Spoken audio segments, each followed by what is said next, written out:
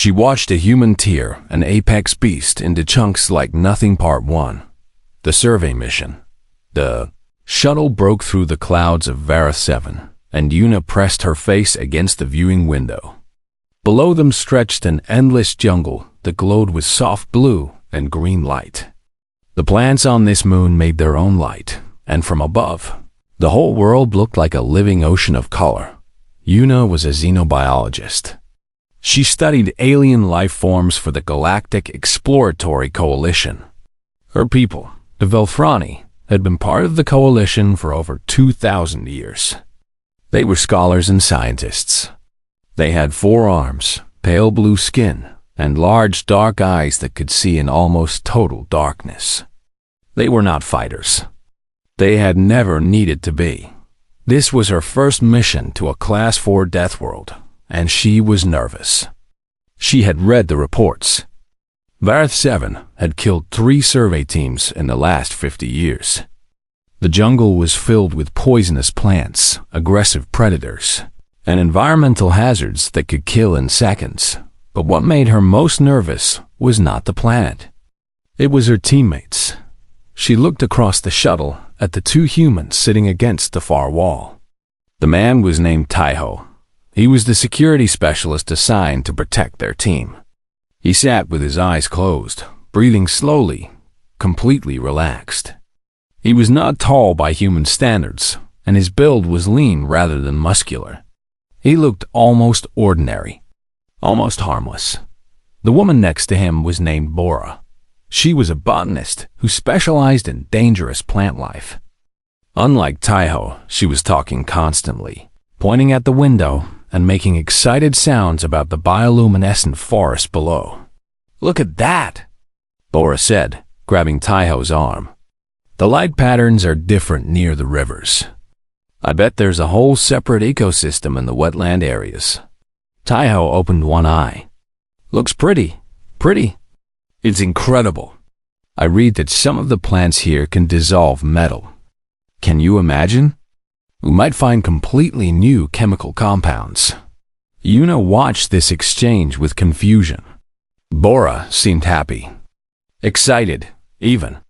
They were landing on a world that had killed dozens of researchers, and this human woman was talking about it like it was a vacation. Una had never worked with humans before. Her species had opinions about them. Many opinions, most of them contradictory. Humans were newcomers to the coalition, having joined only 80 years ago. They came from a distant planet called Earth, and they had spread across the galaxy with surprising speed. The Velthrani scholars called humans a statistical anomaly. They were too aggressive to be truly civilized, yet they had somehow built a peaceful society. They were physically weaker than most predator species, yet they had conquered their entire home world. They were social creatures who formed strong bonds, yet they could turn violent without warning. Una did not know what to think. She had asked her supervisor, a Morvith administrator named Kel, about working with humans. Kel had given her a strange look. "Just stay out of their way if something goes wrong," Kel had said, "and do not mistake their friendliness for weakness." The shuttle landed in a small clearing near a river. The doors opened, and the smell of the jungle rushed in. It was thick and wet and carried hints of something sweet and something rotten, mixed together. Taiho was the first one out. He moved without hurrying, but his eyes swept across the tree line in a pattern that Una recognized as professional scanning. He was checking for threats. His hand rested near the weapon on his hip, but he did not draw it. "Clear," he said simply. Bora jumped out next, already pulling sample containers from her bag. "The air is within safe parameters. Little high on oxygen, but nothing dangerous." "Oh, look at that fungus." Una climbed down last. She carried her own equipment, scanning devices, and specimen containers that hung from straps across shoulders. The ground was soft under her feet, covered in a thick layer of glowing moss. "We should set up camp before dark," Taiho said. "The report says predator activity increases at night." "There is no dark here," Una pointed out. The plants produce constant light. Taiho looked at her. His eyes were brown and calm and revealed nothing. The predators don't care about light. They hunt by sound and smell. When the temperature drops, they come out. Yuna felt a chill despite the warm air. She had read the same reports, but hearing it spoken so plainly made it feel more real. They set up camp near the shuttle. Taiho established a perimeter using small devices that would alert them to movement. Laura collected samples from every plant within reach, talking to herself about cellular structures and chemical compositions. Yuna began cataloging the local fauna using her scanning equipment. The first day passed without incident. They saw small creatures moving through the canopy above, then nothing approached the camp. Yuna began to relax slightly. Perhaps the danger had been exaggerated. That night, the howling started. Yuna was inside her sleeping pod when she heard it. A long, deep sound that seemed to come from everywhere at once. It rose and fell like a wave, and it made something deep inside her want to run. She looked out of her pod and saw Taiho sitting by the small fire they had made. He was completely still, staring into the darkness beyond the camp. The firelight made shadows dance across his face, but his expression had not changed. He was not afraid. Bora appeared next to Yuna, her own face pale. "That's a Gorath," she whispered. "Or something close to it. Big predator. Territorial. Should we leave?" Yuna asked. "Taiho knows what he's doing. If we needed to run, he would tell us." They watched him sit there for hours. He did not sleep. He did not move except to occasionally add fuel to the fire. His eyes never stopped scanning the tree line. Yuna found herself unable to sleep either. She watched the human guarding them, and she thought about what Kel had said. Do not mistake their friendliness for weakness. Looking at Taiho now, sitting alone in the howling dark, she began to understand. There was something behind his ordinary appearance. Something patient and watchful. Something that the darkness of Virath 7 could not frighten. She did not know what that something was. But by the end of this mission, she would find out. The jungle howled again, and Taiho did not blink. She watched a human tear an apex beast into chunks like Nothing Part 2. The apex appears 3 days past on Virath 7. The survey was going well. Yuna had cataloged over 40 new species, and Bora had collected enough plant samples to keep her laboratory busy for years. Even Taiho seemed satisfied with their progress, though it was hard to tell with him. He spoke little and showed less. On the morning of the 4th day, they traveled to a river system about 2 kilometers from their base camp. The water was dark and moved slowly, and the banks were covered in thick vegetation that pulsed with soft purple light. Yuna found it beautiful in a dangerous way. "Perfect conditions for aquatic specimens," she said, setting up her scanning equipment near the water's edge. The mineral content suggests a rich food chain. Laura was already knee-deep in the mud, digging up root systems with obvious joy. These plants are filtering heavy metals from the water. Their cell walls must be incredibly dense. This could have huge applications for environmental cleanup on polluted worlds. Taiho stood watch nearby. He had positioned himself on a small rise that gave him a clear view of the surrounding area. His rifle was in his hands now, not holstered. Yuna had noticed that he carried it more openly when they were far from camp. "Do you expect trouble?" she asked him. "Always," he replied without looking at her. This area shows signs of large predator activity. Broken branches. Claw marks on trees. Fresh. Yuna felt her stomach tighten. How fresh? Last night, maybe. Something big came through here. She wanted to suggest they return to camp, but they had a schedule to keep. Supervisor Kel was expecting their report by the end of the week, and they still had several locations to survey. She forced herself to focus on her work. An hour passed. Then 2. The jungle was quiet. except for the calls of small creatures in the canopy and the soft splash of water against the riverbank. Yuna began to relax again. Perhaps whatever had passed through was long gone. Then the ground shook. It was a small vibration at first, like a distant earthquake. But it grew stronger, closer. The water in the river rippled with each impact. Footsteps. Something massive was approaching. Taeho moved immediately. He was beside Yuna in seconds, pulling her away from the water. "Get to the shuttle," he said. His voice was calm, but carried absolute authority. Now, Bora scrambled out of the mud, her samples forgotten. Her face had gone white. "Taeho, that pattern. That's a Goroth." Yuna had read about the Goroth in the mission briefings. It was the apex predator of Vareth 7, 8 meters long from head to tail. 6 limbs ending in claws that could cut through starship armor. Its body was covered in natural plating that could deflect most projectile weapons. It had acidic saliva that could dissolve organic matter in seconds. And worst of all, it could regenerate from almost any wound. The Coalition classified the Goroth as a do-not-engage threat. If you saw one, you ran.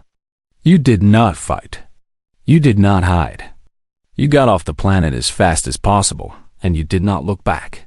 The shuttle was 400 meters away. The Goroth could cover that distance in under 10 seconds. The tree line exploded.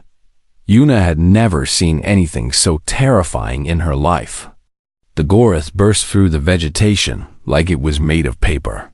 It was bigger than the reports had described. Its body was dark gray and covered in overlapping plates that looked like stone.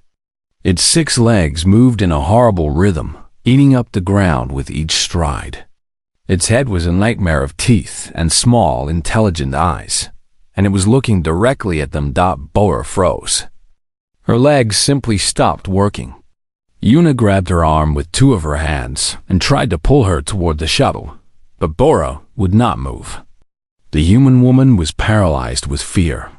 "Bora!" Yuna screamed. "We have to run." But she knew it was too late. The Goroth was already charging. The ground shook so hard that Yuna lost her footing. She fell backward, pulling Bora down with her. "This is how I die," she thought.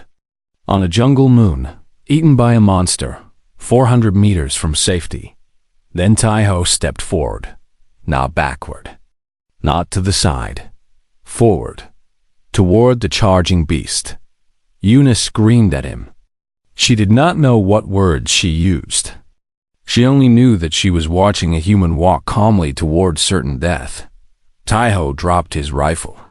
The weapon fell into the mud, forgotten. His hands went to his belt and pulled out a combat knife. Standard issue. 20 centimeters of metal. Nothing special. The Goroth was 30 meters away. 20. 10. Taeho's body shifted. His knees bent slightly.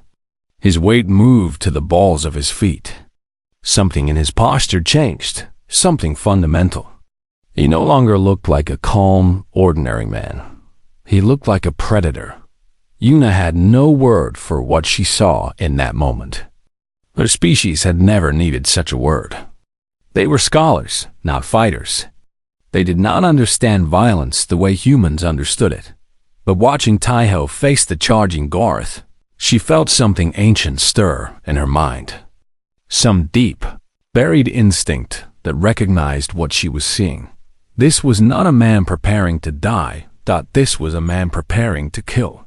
The Goroth lunged, its jaws opening wide enough to swallow Taeho whole. Acid dripped from its teeth, burning holes in the ground where it fell. And Taeho moved. Yuna's eyes could barely follow what happened next. One moment, the Goroth's jaws were closing around empty air. The next moment, Taeho was beside the beast, his knife flashing in the bioluminescent light. The Goroth screamed. It was a sound Yuna would hear in her nightmares for the rest of her life. But somehow, impossibly, it was a sound of pain. The apex predator of Vareth 7 was bleeding. And the human was just getting started. She watched a human tear an apex beast into chunks like nothing. Part 3. The impossible time stopped for Una, or perhaps her mind simply could not process what her eyes were seeing. Every moment stretched into eternity as she watched the human fight the monster. The Goroth spun around, its massive tail sweeping toward Taiho with enough force to shatter stone. He dropped flat to the ground, and the tail passed over him close enough to touch his hair. Before the beast could recover, he was back on his feet, moving in close to its body, where the legs could not reach him easily. His knife found the soft tissue behind the front leg joint. He did not stab wildly. He cut with precision, severing tendons and muscles with movements that spoke of training and practice. The Goroth's front leg buckled. The creature roared and twisted, trying to bring its jaws around to bite him. Acid sprayed from its mouth, hitting the ground and the trees and sending up clouds of toxic smoke. Some of it splashed across Taiho's left arm. Una saw his skin begin to burn. She saw the fabric of his sleeve dissolve. She saw flesh turn red and raw. Taiho did not stop. He did not even slow down. He used the Goroth's own movement against it. When the beast twisted left, he was already moving right. When it lunged forward, he was behind it. He was not stronger than the creature. He was not faster, but he was always in the right place at the right time, as if he could see the future. The knife flashed again and again. Each cut was small, but each one mattered. He was not trying to kill the beast with a single wound. He was taking it apart piece by piece. One eye went dark, blinded by a quick thrust. Two more legs lost their strength as tendons were cut. The Goroth's movements became slower, more desperate. It was still dangerous, still deadly, but it was no longer in control of the fight. Una watched Taiho grab one of the creature's smaller limbs with his bare hands. His muscles strained against its strength. The veins in his neck stood out like ropes. His burned arm shook with pain he refused to acknowledge. He pulled. The sound that followed was wet and terrible. Una's translator could not process it, could not turn it into any word she knew. It was simply the sound of something being torn apart. The Goroth's limb came free from its body. Taiho threw it aside and kept moving. The beast tried to retreat now. The apex predator, the thing that had never known fear, was trying to escape. But Taiho did not let it. He stayed close, cutting and tearing, refusing to give it space to recover. He climbed onto its back. The armored plates cut his hands, but he found handholds in the gaps between them. The Goroth bucked and rolled, trying to crush him, but he held on with a grip that seemed impossible for human hands. His knife found the base of its skull. The blade slipped between two plates and sank deep into the flesh beneath. The Goroth's whole body spasmed, but it was not dead. Its regeneration was already working, trying to heal the wounds Taiho had made. If he gave it time, it would recover. It would kill them all. Taiho did not give it time. He grabbed the edge of one of the armor plates with both hands. His burned arm screamed with pain. His muscles tore at their limits. But he pulled, and the plate began to lift. Una could not believe what she was seeing. The Goroth's armor was supposed to deflect weapons fire. It was supposed to be harder than steel. And this human was peeling it back with his bare hands, like removing the shell from a fruit. With the armor lifted, he drove his knife into the exposed flesh beneath. Again and again, cutting deeper each time. Blood sprayed across his face and chest, but he did not stop. He was not fighting anymore. He was destroying. The Goroth made one final sound. It was almost quiet, almost sad. Then its body went still. But Taiho was not finished. He kept cutting. He separated limbs from body. He opened the creature's chest and removed organs that were still trying to regenerate. He worked with terrible efficiency, reducing the apex predator of Varus 7 to chunks of meat and broken armor. Only when the beast was in pieces, when there was nothing left that could possibly regenerate, Did he finally stop? He stood in the middle of the carnage, covered in blood and acid burns, breathing hard but steady. His knife dripped. His eyes were calm. He turned to look at Yuna and Bora. His expression shifted, and suddenly he was just a man again. Just an ordinary human with concern on his face. "You okay?" he asked. Yuna could not answer. Her voice was gone. Her mind was empty. She had just watched something that her understanding of the universe could not explain. Bora managed to nod. Her face was pale and wet with tears, but she was nodding. Taiho looked at his burned arm and frowned slightly. "We should get back to the shuttle. I need to clean this." He walked past the pieces of the Goroth like they were not there. He picked up his rifle from where it had fallen in the mud. He moved slowly now, and Yuna could see that he was hurt worse than he wanted to show. But he was moving. He was alive. They were all alive. Yuna looked at the remains of the creature that was supposed to be unbeatable. The creature that orbital strikes were designed to kill. The creature that had ended 3 survey teams. A human had torn it apart with a knife, and his bare hands. She had watched him do it, and she would never see the universe the same way again. She watched a human tear, an apex beast into chunks like nothing. Part 4. The aftermath.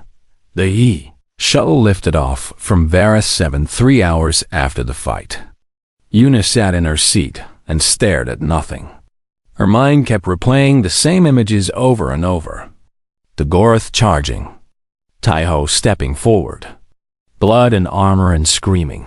Across from her, Bora was treating Taiho's wounds. His left arm was badly burned. The acid had eaten through skin and muscle in several places.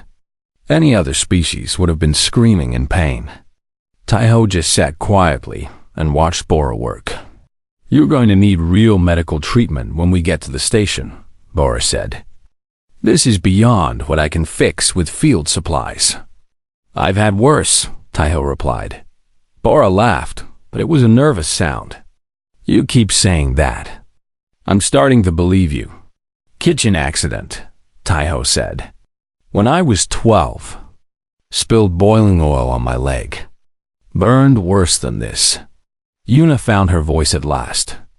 It came out weak and shaky, but she forced the words out anyway. "How?" Both humans looked at her. Taiho tilted his head slightly, waiting for her to continue. "How did you do that?" Yuna asked. "The Goroth is an apex predator. Class 4 threat. The Coalition recommends orbital bombardment to deal with them. And you killed it with a knife. You tore it apart with your hands. How is that possible?" Taiho was quiet for a moment. He looked down at his burned arm, then back at Yuna. "Adrenaline," he said simply. "Training, instinct. That is not an answer." Bora finished wrapping Taiho's wounds and sat back. Her expression was thoughtful. "Let me try to explain," she said. "Yuna, what do you know about Earth?" "Your home planet." "It is. I know it is classified as a high-danger world." "Class 12, Bora said. "The highest death world classification the Coalition uses. Earth has everything. Extreme temperatures, toxic plants, venomous animals, diseases that can kill in hours, natural disasters that level entire cities. The planet is constantly trying to kill everything that lives on it." Yuna nodded slowly. She had read some of this in the Coalition files. "Humans evolved there," Bora continued. "We didn't just survive. We dominated. And we did it without claws or fangs or armor. We did it with our minds and our bodies and our refusal to give up." She leaned forward, her eyes bright with something that might have been pride or might have been warning. "We're persistence predators, Yuna. Do you know what that means?" Yuna shook her head. "It means we used to hunt by chasing our prey until it collapsed from exhaustion. Other predators are faster than us, stronger than us, but we can keep going. We can run for hours, days if we have to. We sweat to cool our bodies so we don't overheat. We carry water so we don't dehydrate. We track our prey across entire continents if necessary. That sounds inefficient, Yuna said. It sounds insane, Bora agreed. But it worked. Our ancestors hunted mammoths, giant creatures 10 times their size. They didn't do it with advanced weapons. They did it by following the animals until they were too tired to fight back. Taiho spoke up then. We evolved to fight things bigger and stronger than us. It's in our blood. When we see a threat, part of our brain doesn't calculate odds or consider retreat. It just asks one question. How do I kill this thing? Yuna remembered the look in his eyes when he faced the Gorth. That shift in his posture. That moment when he stopped being a calm, ordinary man and became something else. The adrenaline response, Bora added. When humans face danger, our bodies change. Our hearts pump faster. Our muscles get stronger. We stop feeling pain. Our minds focus on nothing but survival. It's a biological response that evolved over millions of years of fighting for our lives. But the Gorth had armor, Yuna said. Regeneration, acid. It was designed by evolution to be unbeatable. Taiho shook his head. Nothing is unbeatable. Everything has weak points, joints, eyes, soft tissue. The Gorth evolved to fight the predators of this moon. It never evolved to fight something like me. Something that doesn't stop, Bora said quietly. Something that learns and adapts. Something that will take any injury, suffer any pain, to win. Yuna was silent for a long time. The shuttle hummed around them as it climbed toward orbit. Outside the windows, Earth 7 grew smaller and smaller. That night, aboard the orbital station, Yuna could not sleep. She accessed the Coalition database and began reading. Everything she could find about humanity and Earth. She read about their history. The wars they had fought against each other. The weapons they had created. The civilizations they had built and destroyed and built again. She read about their predators. Bears that could crush bones with a single bite. Sharks that could smell blood from kilometers away. Snakes with venom that could stop a heart in minutes. Insects that killed millions with disease. She read about how humans had responded to these threats. They had hunted their megafauna to extinction. They had tamed wolves, turning predators into loyal companions. They had conquered every continent, every climate, every environment their planet could throw at them. And then they had looked up at the stars and started the same process all over again. Yuna closed the database and sat in the darkness of her quarters. Her hands were shaking. She understood now why the Coalition had accepted humanity so quickly. It was not because humans were friendly. It was not because they were useful allies. It was because the alternative was making them enemies.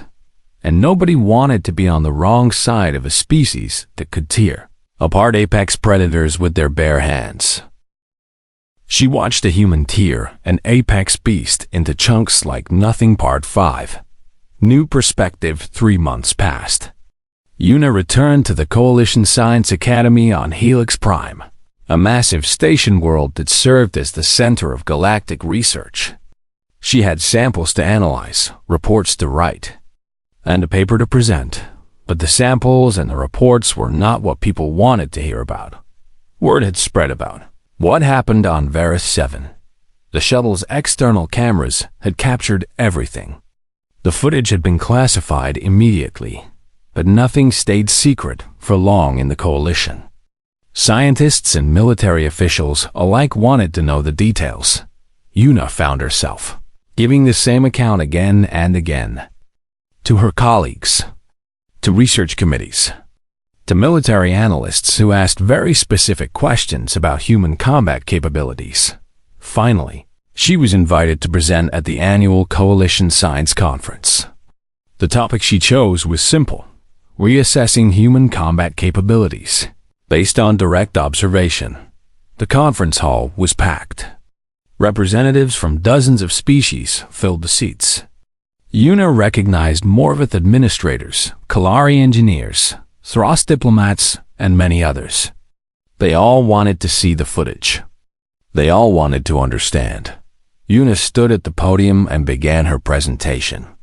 She explained the mission parameters. She described the environment of Vareth 7.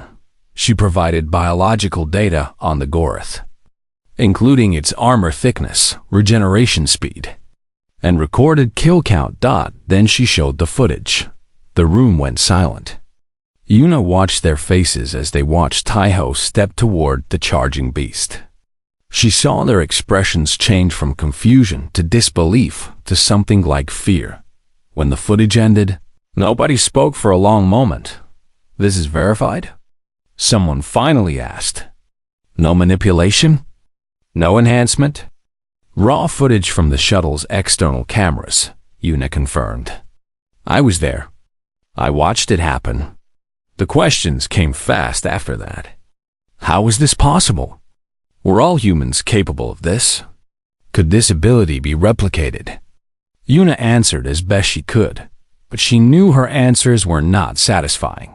The truth was that she did not fully understand what she had witnessed either. She had spent 3 months studying human biology and psychology, and she still could not explain how one ordinary human had destroyed a Class 4 apex predator. After the presentation, a Morvith admiral approached her. He was old, his scales faded to gray, and his eyes held the weight of many years of service. "That was informative," he said, "and terrifying." "You do not seem surprised," Una observed. The admiral made a sound that her translator interpreted as a bitter laugh. "I've worked with humans for 40 years. I've seen things like this before. Different circumstances, different enemies, same result. Then why did you attend? You already know what they are capable of." "I wanted to see how others would react." He gestured at the room around them, where groups of scientists were talking in worried voices. "The rest of the galaxy is starting to understand what humanity really is. That understanding will change things." Una considered this. Some will want to restrict human activity, limit their military involvement. Some will try, the Admiral agreed. They will fail. You cannot restrict something you cannot control.